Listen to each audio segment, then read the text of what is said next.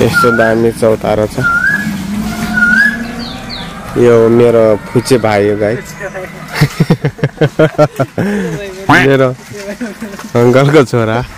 हामी बर्दिया छौं टक्क अब के गर्ने अब टक्क भन्दा पनि समस्या छ गाइस अब भोलि पर्सितिर कपाल पनि गइहाल्छ होला सेतो टाउको तलक्क टल्काउने दिन आउँदैछ चौतारो कस्तो डिजाइनको बनाएको यहाँ नि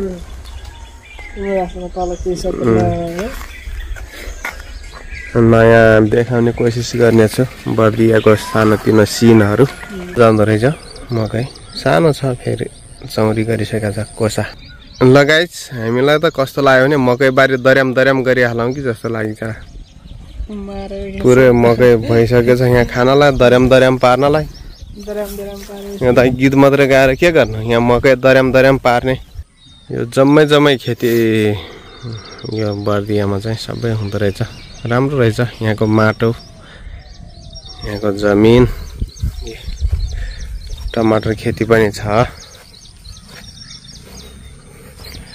ग्रीन हाउस नबनाए पनि बाहिरै भइरहेछ तर अब चाहिँ लास्टै गर्मी हुँदैछ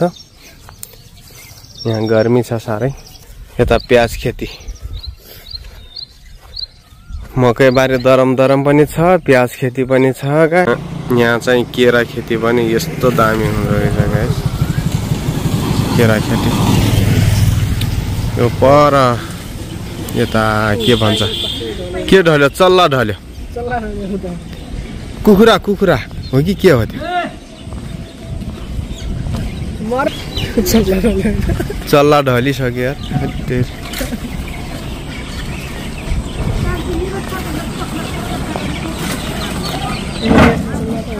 बेचिने चल्ला हुन्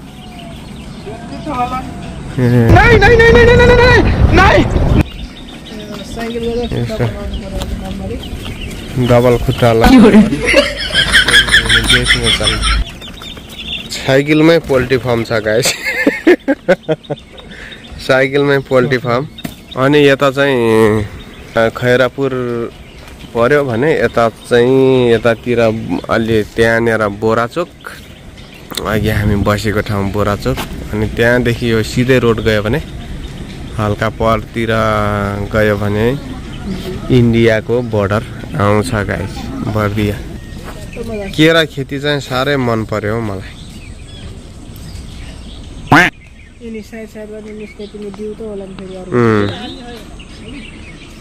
टक्कै केरा खेती बर्दियामा प्रख्यात फलेको रहेछ देख्नुभयो मिलन चोक बोराचोक पनि यसैलाई भन्छन् यहाँदेखि भित्र गयो भने यहाँदेखि यता गयो भने हामी हाम्रो अंकलको माइला अंकलको घर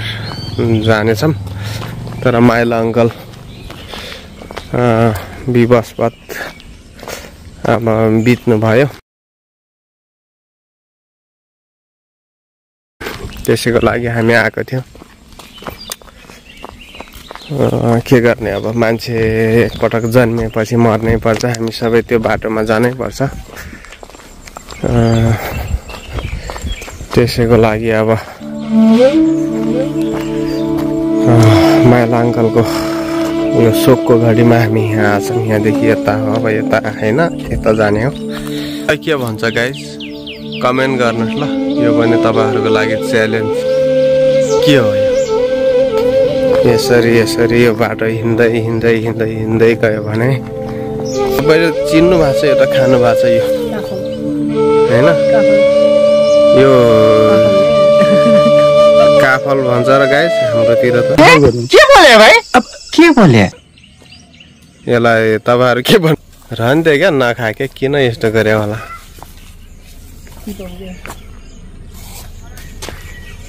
यसरी हिँड्दै रोड जानुभयो भने ओ यो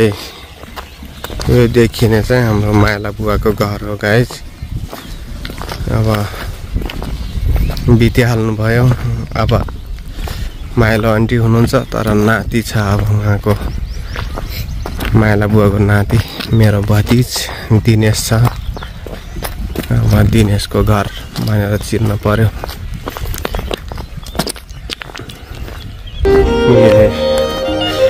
यही घर हो यस्तै हो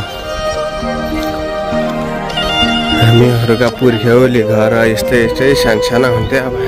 अब अब यहाँ हो सबैजना हुनुहुन्छ आउनु भएको छ बस्नु भएको छ यही हो हाम्रो माइला अङ्कलको घर सानो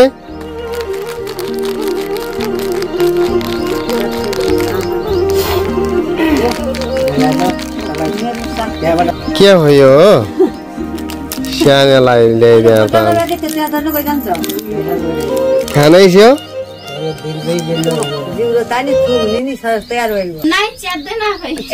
खाल्छौ खाल्छौ लौ क्या किन होला यस्तो